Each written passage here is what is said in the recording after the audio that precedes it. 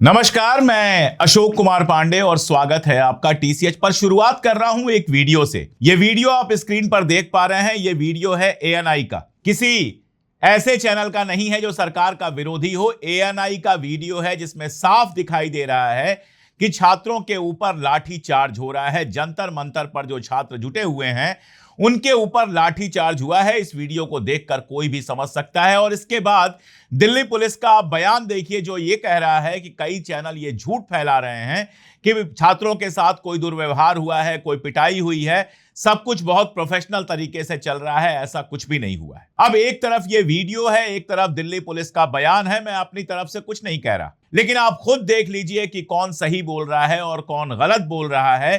क्या यह बयान सही हो सकता है, यह आप खुद देख लीजिए। और यहां से मैंने शुरुआत क्यों की? क्योंकि मुझे कहना है कि जो भी सरकार ऐसी हो जाती है कि जनता के हर समस्या, जनता की हर दिक्कत के लिए उसके पास एक ही जवाब होता है, लाठी चार्ज, वो जनता की सरकार नहीं हो सकती। केन बेतवा लिंक के खिलाफ आदिवासी आंदोलन कर रहे थे, पानी में उतरकर आंदोलन कर रहे थे, बिल्कुल शांतिपूर्ण तरीके से आंदोलन कर रहे थे, और वहां पर पुलिस जाती है और उस आंदोलन को खत्म करवा देती है। किसान आते हैं दिल्ली में आंदोलन करने के लिए, उनको रोक दिया जाता है, मार पिटाई होती है, लंबे समय तक आंदोलन चलता है और बताया गया कि 750 किसानों ने वहां पर जान दे दी। कोई भी आंदोलन, किसी भी मुद्दे पर अगर जनता सड़क पे उतरती है तो सिर्फ और सिर्फ लाठी चार्ज, दमन, गिरफ्तारी, धमकी, इसके अलावा कुछ नहीं। देखिए, जंतर मंतर पर जो आंदोलन चल रहा है, मैं बहुत क्लियर हूं उसको लेके। सोनम वांगचुक के ऊपर मेरा कोई भरोसा नहीं है। सोनम वांगचुक का तो कल बयान आ गया, उनकी पत्नी ने बाकायदा बयान दिया कि कुछ लीडर्स जाकर उनसे बात कर लें और यह वादा कर लें कि संसद के अंदर यह मुद्दा उठाएंगे तो वो अपना अनशन तोड़ देंगे। लेकिन ये जो जनता सड़क पर आई हुई है, ये जो छात्र सड़क पर आए हुए हैं, ये जो युवा सड़क पर आए हुए हैं देश के अलग अलग हिस्सों से, ये सिर्फ सोनम वांगचुक के लिए नहीं आए हैं, ये सिर्फ अभिजीत दीपके के लिए नहीं आए हैं, ये किसी संगठन के लिए नहीं आए हैं। ये वो छात्र हैं जिनके अंदर जेन्युइन गुस्सा है, जिनके अंदर ये गुस्सा है कि उनके अधिकार लगातार छीने जा रहे हैं। मैं आपको एक और किस्सा सुनाता हूं जिसको पढ़ के मेरा सीना फट गया, मेरा कलेजा फट गया। एक लड़का जो बीटेक का टॉपर है, बीटेक में गोल्ड मेडल लिया उस लड़के ने, राज्यपाल आनंदीबेन पटेल ने उसको सम्मानित किया था। वो फोटो भी आप देख सकते हैं। 50 जगह इसने अप्लाई किया, कहीं नौकरी नहीं मिली और अंत में इसने अपनी जान दे दी। जान देना किसी समस्या का सलूशन नहीं है, लेकिन एक सवाल यह भी उठता है कि आखिर इतना फ्रस्ट्रेशन इसके अंदर किसने पैदा किया? इस सरकार ने पैदा किया, जिसको हिंदू मुसलमान और देश बेचने से कोई फुर्सत नहीं है। यह सरकार जिसको इस बात से कोई मतलब नहीं है कि देश के नौजवानों का क्या हाल है। यह सरकार जिसको लगता है कि हर प्रॉब्लम को सिर्फ लाठी से सुलझाया जा सकता है। नरेंद्र मोदी ने 10 मिनट की आज प्रेस ब्रीफिंग की। जब संसद शुरू हो रही थी, मानसून सत्र शुरू हो रहा था, तो 10 मिनट की प्रेस ब्रीफिंग की। पहले प्रेस ब्रीफिंग का मतलब यह होता था कि प्रधानमंत्री बोलते थे, उसके बाद पत्रकार सवाल पूछते थे। वो सब तो खत्म हो गया। ना किसी की सवाल पूछने की हिम्मत है, ना हमारे प्रधानमंत्री किसी सवाल का जवाब दे सकते हैं।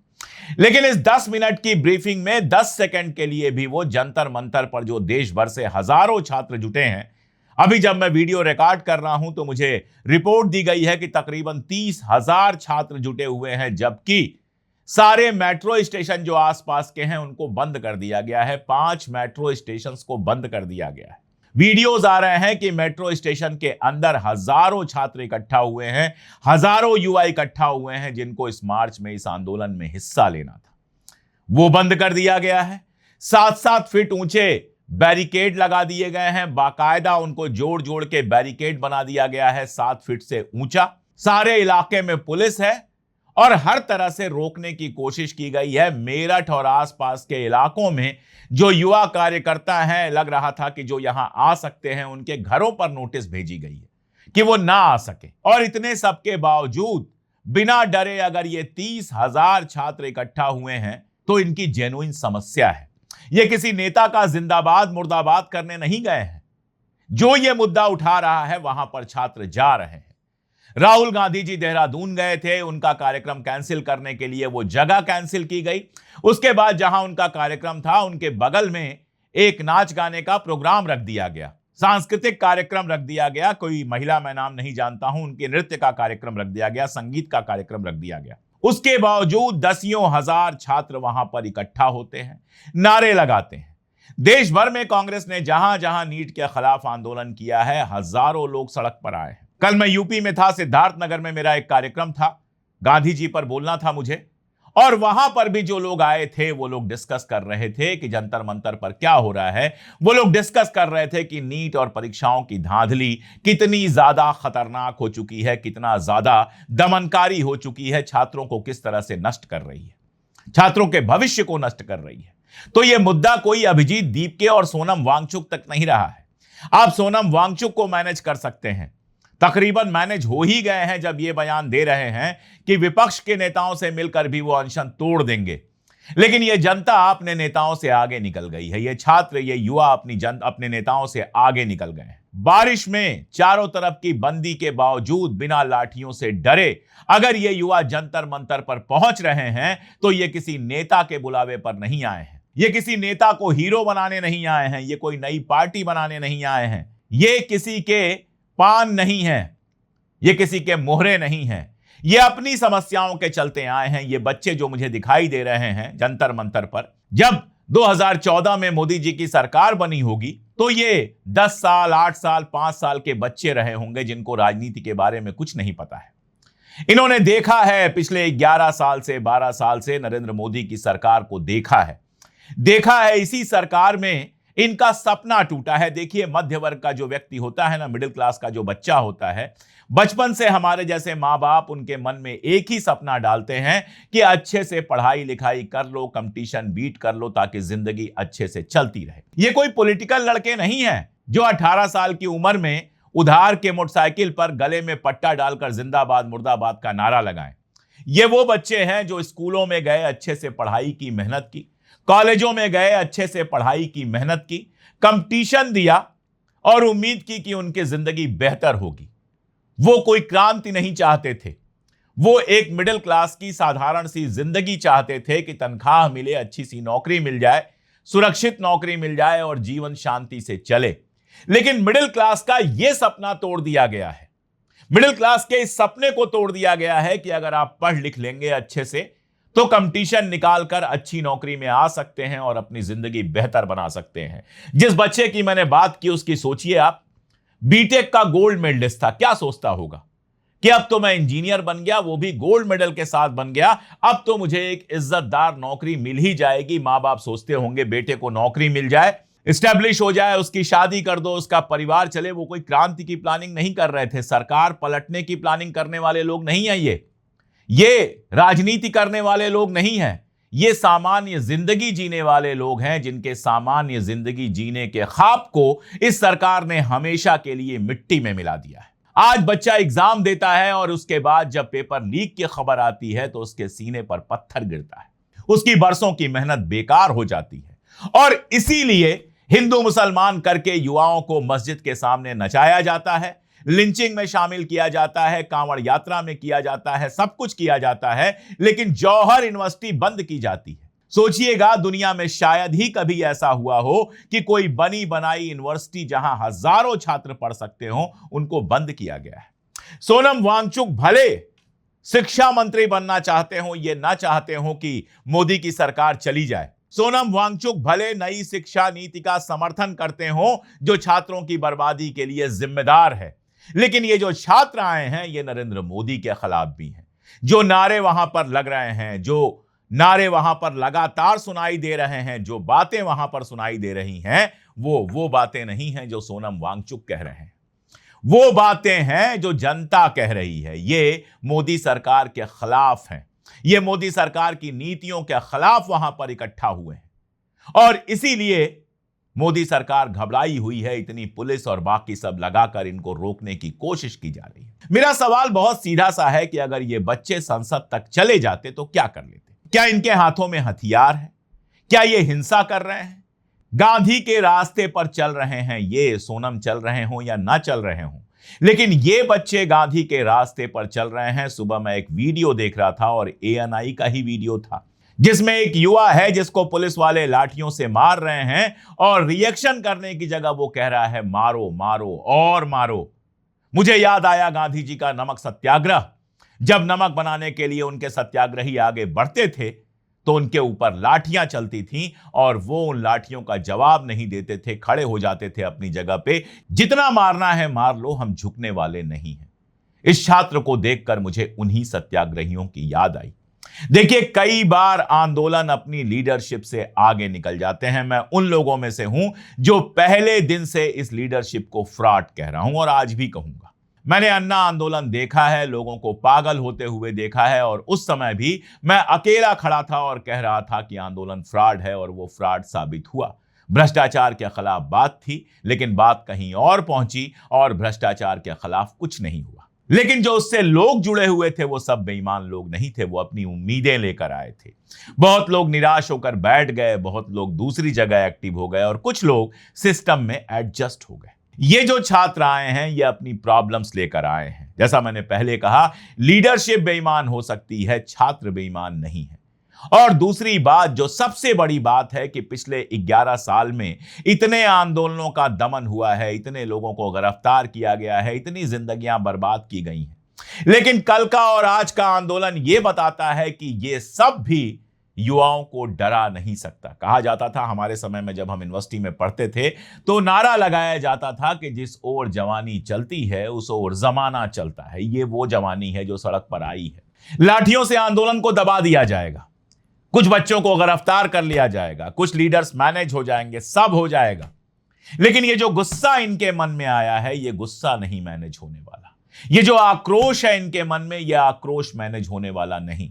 ये जो चिढ़ आई है, ये जो असंतोष आया है, ये जो फ्रस्ट्रेशन आया है, ये फ्रस्ट्रेशन मैनेज नहीं होता है, ये सीने में पलता रहता है। दुष्यंत कुमार का शेर है, मेरे सीने में नहीं तो तेरे सीने में सही, हो कहीं भी आग लेकिन आग जलनी चाहिए। तो ये जो आग जलती है, ये आग जलती रहती है। ये कभी वोट के रूप में आपके खिलाफ वोटिंग के रूप में सामने आएगी, कभी अपने चौराहे पर बैठकर जो भक्ति की बात करेंगे, संघ की भक्ति की बात कर रहा हूं, आरएसएस की भक्ति की बात कर रहा हूं, मोदी की भक्ति की बात कर रहा हूं, भगवान की भक्ति की बात नहीं कर रहा। तो जब ये अपने चौराहों पर होंगे, चाय पी रहे होंगे और उस समय कोई मोदी की भक्ति की बात करेगा, तब ये उबल के वो गुस्सा बाहर आएगा। जब ये वोट देने जा रहे होंगे, इनमें से बहुत सारे फर्स्ट टाइम वोटर हैं, तब ये गुस्सा बाहर आएगा। ये गुस्सा बहुत तरीके से बाहर आएगा।